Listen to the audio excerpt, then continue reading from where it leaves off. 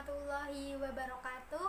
Perkenalkan, nama saya Ria Kusuma dari kelas Psikologi 2A, NIM 41.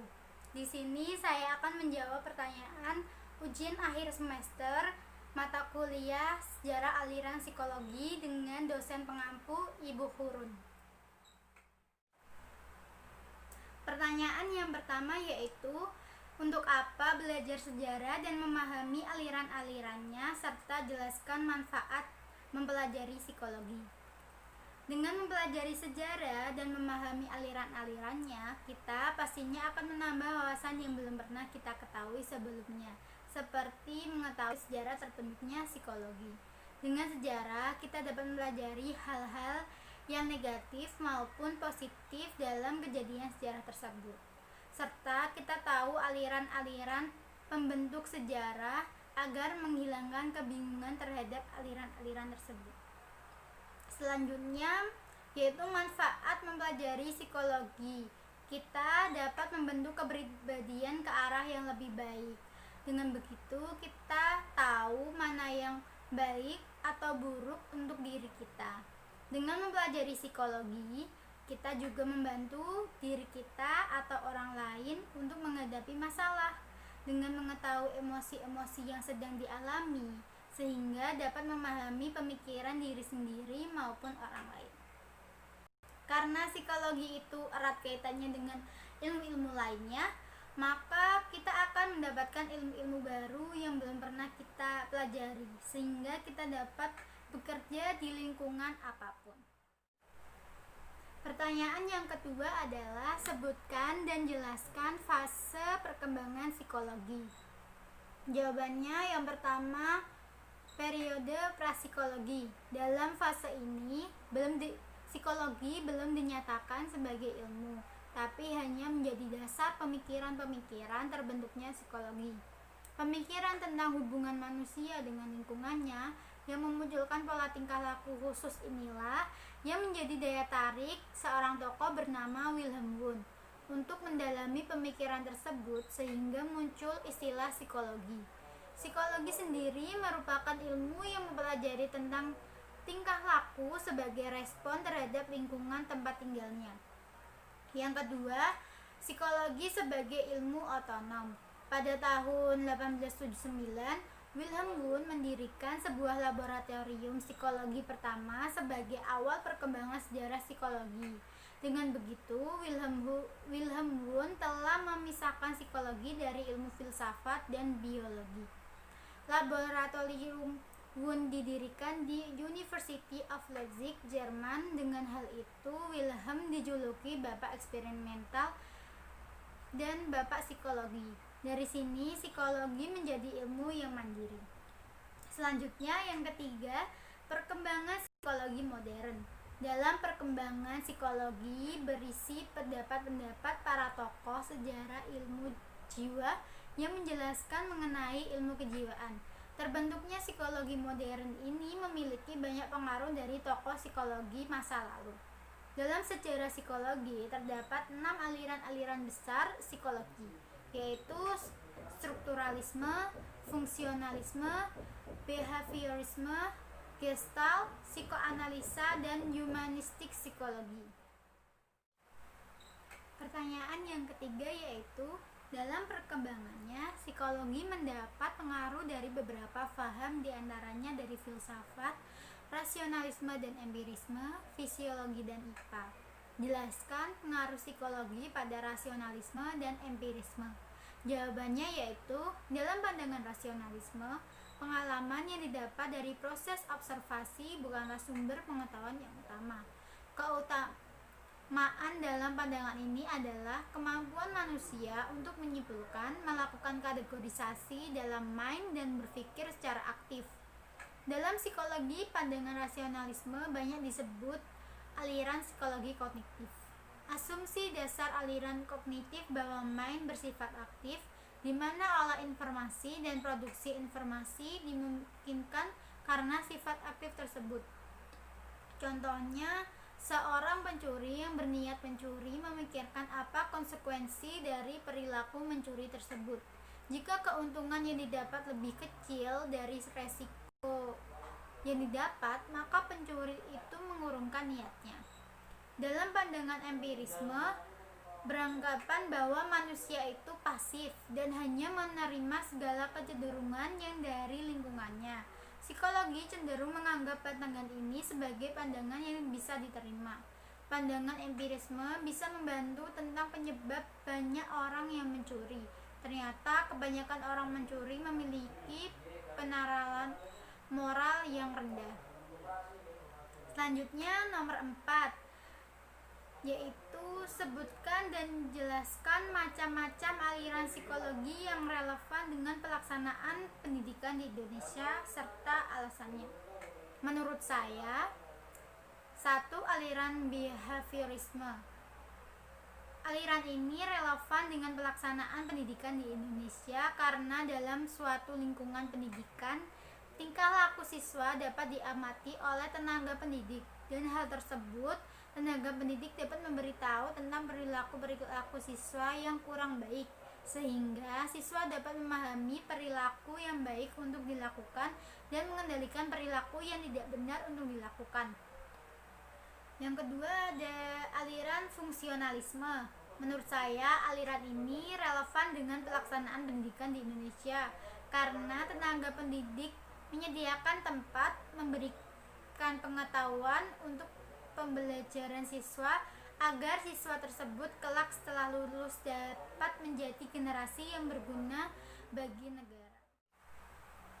Selanjutnya, pertanyaan yang kelima, yaitu di masa pandemi COVID-19 ini, masyarakat dihimbau untuk tetap berada di rumah dan menghindari kerumunan.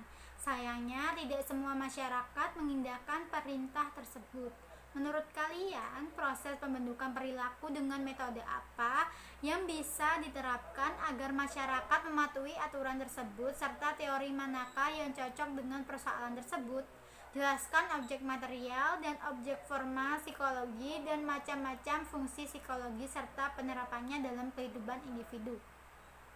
Jawabannya yaitu, menurut saya, metode pembentukan perilaku yang bisa diterapkan masyarakat saat ini yaitu dengan memberi hukuman bagi masyarakat yang tidak patuh pada himbauan pemerintah. Pemberian hukuman ini dilakukan agar masyarakat tetap aman di rumah dan terhindar dari penyebaran virus.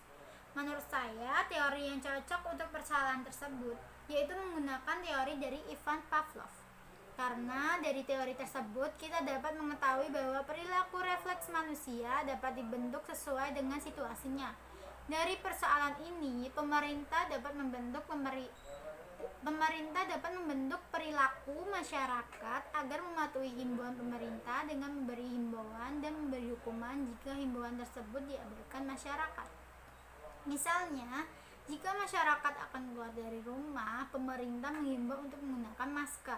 Apabila masyarakat keluar tanpa menggunakan masker, maka akan diberi hukuman dengan cara ditegur. Maka lama-kelamaan masyarakat tersebut akan terbiasa dengan menggunakan masker.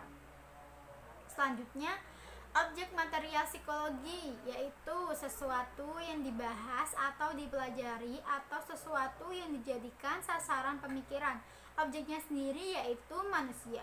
Selanjutnya ada objek formal, yaitu memandang, cara meninjau yang dilakukan oleh peneliti terhadap objek materialnya. Di sini objeknya yaitu tingkah laku manusia. Fungsi psikologi mengadakan deskripsi, yaitu individu dapat mengetahui gambaran peristiwa yang dialami. Yang kedua, menerangkan. Individu dapat menerangkan penyebab peristiwa yang dialami individu tersebut. Yang ketiga, menyusun teori. Individu dapat mencari tahu hubungan antara peristiwa satu dengan peristiwa yang lainnya. Yang keempat, prediksi.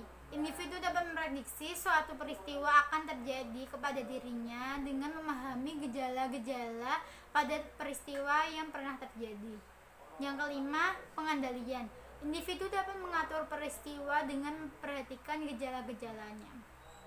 Yang keenam, soalnya yaitu, menurut pendapat Anda, apakah psikologi sudah mencapai tahapan penyatuan paradigma yang menyatukan semua pendekatan berbeda dalam psikologi? Menurut saya sudah, karena psikologi merupakan ilmu yang berhubungan sehingga setiap paradigma atau pendekatan itu saling berhubungan dan melengkapi. Setiap pendekatan yang berbeda dalam psikologi itu berfokus pada aspek-aspek yang berbeda dari suatu masalah yang kompleks. Misalkan, kita akan menyelesaikan suatu masalah, maka kita dapat menentukan menggunakan paradigma yang mana atau pendekatan yang mana untuk menyelesaikan masalah tersebut. Selanjutnya, soal nomor 7 yaitu melengkapi tabel-tabel yang ada. Tabel nomor 1 yaitu aliran psikologi strukturalisme. Salah satu tokoh pendukungnya yaitu Wilhelm Wundt. Wilhelm Wundt dan temannya bekerja dan menyelidiki struktur kesadaran dan kemudian mengembangkan hukum-hukum pembentuknya. Aliran ini dikemukakan melalui penelitian Wilhelm Wundt dengan didirikannya laboratorium psikologi pertama di Leipzig. Sebagai awal mula munculnya aliran-aliran psikologi dan menjadikan psikologi sebagai ilmu yang mandiri dan modern. Selanjutnya ada tabel nomor 2 yaitu aliran fungsionalisme. Salah satu tokoh pendukungnya yaitu William James. Aliran ini muncul akibat James tidak sependapat dengan pendapat Wundt di aliran strukturalisme. James berpendapat bahwa pengalaman kesadaran itu hakikatnya adalah suatu peristiwa atau proses, bukan diuraikan unsur-unsurnya. Dalam psikologi, fungsionalisme menekankan pada proses kejiwaan yang sedang dialami dan menghargai manfaat psikologi dan menjadikan manusia dapat terhubung dengan lingkungannya. Selanjutnya ada tabel nomor 3 yaitu aliran asosiasisme. Salah satu tokoh pendukungnya yaitu James Mill. Munculnya aliran ini yaitu berawal dari pemikiran tentang hukum-hukum asosiasi oleh penganut paham empirisme. James Mill berpendapat bahwa jiwa manusia diibaratkan sebagai mental chemistry. Aliran ini menambah pengetahuan psikologi karena secara tidak langsung psikologi dipengaruhi oleh ilmu pengetahuan dengan menggunakan metode analisis sintetis. Kemudian ada tabel nomor 4 yaitu aliran psikoanalisa atau psikologi dalam. Salah satu tokoh pendukungnya yaitu Sigmund Freud. Sigmund Freud mengungkapkan teori dasar tentang alam sadar dan alam bawah sadar. Aliran ini menambah pengetahuan karena psikologi dikaitkan dengan kemajuan di bidang kedokteran. Selanjutnya tabel nomor 5 yaitu ada aliran behaviorisme. Salah satu tokoh pendukungnya yaitu John B. Watson. Aliran ini muncul karena menolak unsur yang dinyatakan dalam aliran fungsionalisme, yaitu kesadaran. Behaviorisme mempelajari tentang perilaku yang nyata. Sangat berpengaruh dalam perkembangan psikologi karena eksperimen-eksperimennya dan mengembangkan komunikasi dalam psikologi. Selanjutnya ada tabel ke-6 yaitu aliran Gestalt. Salah satu tokoh pendukungnya yaitu Max Wedemeer. Gestalt bukanlah nama seseorang, melainkan kata yang berasal dari bahasa Jerman yang artinya bentuk, konfigurasi atau keseluruhan atau hakikat. Aliran ini memandang keutamaan dari psikologi mengenai keseluruhan. Psikologi Gestalt dapat disebut sebagai fenomena atau gejala. Fenomena merupakan hal dasar dalam psikologi Gestalt. Dari aliran ini kita dapat mengetahui bahwa suatu pengalaman harus dilihat secara netral. Itu penting juga bagi psikolog. Selanjutnya ada tabel nomor 7 yaitu aliran humanistik. Salah satu tokoh pendukungnya yaitu Carl Rogers. Aliran ini muncul sebagai kritik dari aliran behaviorisme dan psikoanalisa. Aliran ini mendasarkan perkembangan psikologi pada pemenuhan kebutuhan dasarnya. Dalam perkembangan psikologi ini sangat penting yaitu memunculkan teknik terapi yang berfokus pada pasien itu dapat menjadikan perkembangan pada psikologi. Selanjutnya ada tabel nomor 8 yaitu transpersonal. Salah satu tokoh pendukungnya yaitu Abraham Maslow. Psikologi transpersonal ini diawali dengan penelitian tentang psikologi kesehatan. Konsep transpersonal ini yaitu berfokus pada dimensi spiritual manusia yang dianggap bahwa dalam dimensi tersebut ternyata mengandung potensi dan kemampuan. Dalam psikologi, pengalaman spiritual bisa dinilai atau dirasakan secara pribadi atau khusus. Memiliki perasaan kagum terhadap keindahan dan keagungan alam serta perasaan hina sehingga mendalam untuk menyembah karena merasa takut atau karena rasa cinta. Selanjutnya, tabel nomor 9 yaitu ada psikologi Islami. Salah satunya tokoh pendukungnya yaitu Al-Kindi. Psikologi Islam atau ilmu nafs adalah salah satu ilmu pada zaman keemasan Islam yang memiliki kemiripan dengan psikologi modern. Psikologi Islam muncul akibat banyaknya kerusakan moral dan spiritual dalam kehidupan manusia. Dalam psikologi, metodologi yang digunakan dalam meneliti kepribadian manusia, segala dasar yang dijadikan sumber rujukan berasal dari sumber hukum Islami, yakni Al-Quran dan hadis. Soal nomor 8, meluapkan kekecewaan atau ketika menghadapi masalah hidup dengan amarah bukan menjadi sesuatu hal yang salah dilakukan. Sebaliknya, memendam emosi dan amarah akan menimbulkan terjadinya gangguan kesehatan pada tubuh. Bagaimana pendapat kalian terkait statement tersebut? Jelaskan dan berikan contoh konkret serta sejauh mana penerapan dan keterkaitan secara pandangan aliran psikologi terkait hal tersebut. Jawaban menurut saya yaitu statement tersebut ada benarnya. Kita sebaiknya meluapkan sesuatu yang mengganjal di dalam diri kita agar sesuatu itu tidak menjadi beban yang akan menyebabkan gangguan kesehatan pada tubuh. Namun sebaiknya meluapkan emosi itu diiringi dengan pemikiran yang baik agar luapan emosi kita tidak membahayakan bagi diri kita maupun orang lain. Misalnya, kita kecewa karena kita mendapat nilai rendah saat ujian, padahal kita telah belajar secara maksimal untuk ujian tersebut. Kita boleh kecewa meluapkannya dengan menangis atau berteriak agar kekecewaan itu tidak menjadi beban di hidup kita. Dan kita juga harus berpikir jernih dengan tidak menyalahkan diri sendiri, melainkan jika ada ujian lagi kita dapat belajar dengan lebih semangat lagi. Dan kekecewaan yang terjadi dibalik menjadikan motivasi untuk diri sendiri. Selanjutnya kita dapat menggunakan aliran humanistik karena dalam aliran humanistik bisa diambil manfaatnya untuk menjadikan kejadian masa lalu sebagai motivasi pada masa yang akan datang. Selanjutnya soal nomor 9. Dalam kehidupan sosial bermasyarakat, lingkungan sangat penting dalam membentuk perilaku seseorang. Lingkungan yang buruk dan tidak teratur akan menjadikan seseorang dapat memiliki kepribadian atau perilaku yang buruk jika tidak dapat mengatasinya dengan baik. Lingkungan yang baik, tentram, dan nyaman akan menjadi sebuah contoh dalam pembentukan kepribadian maupun perilaku yang baik.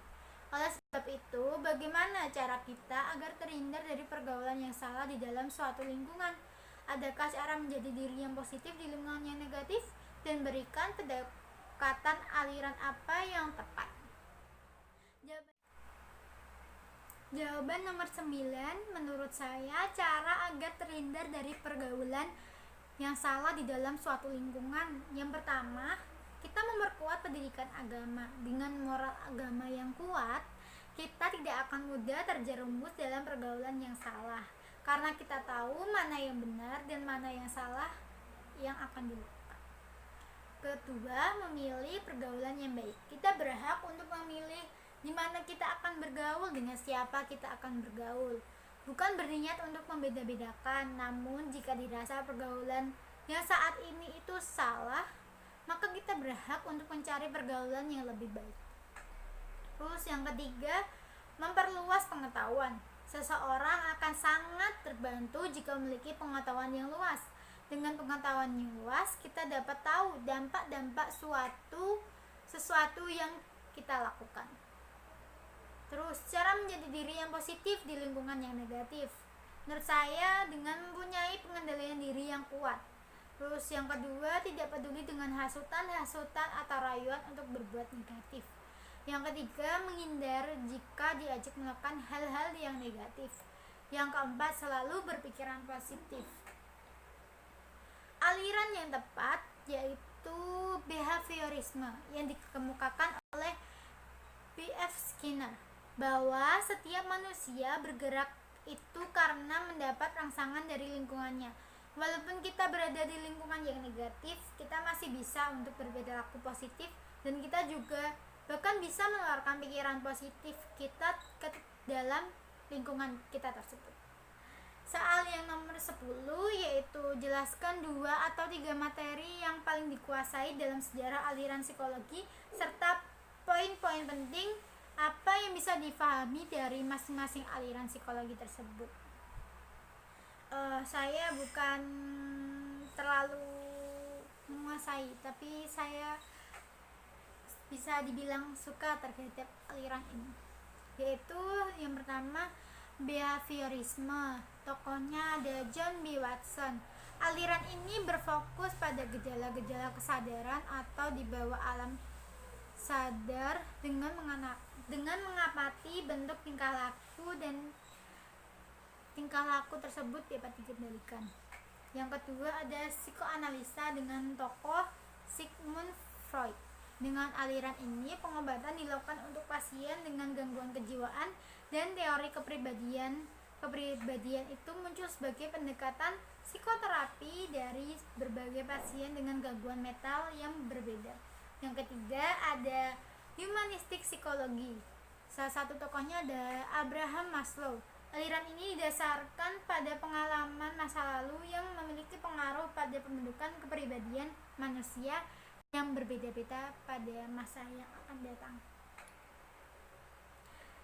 Cukup sekian dari saya. Wassalamualaikum warahmatullahi wabarakatuh.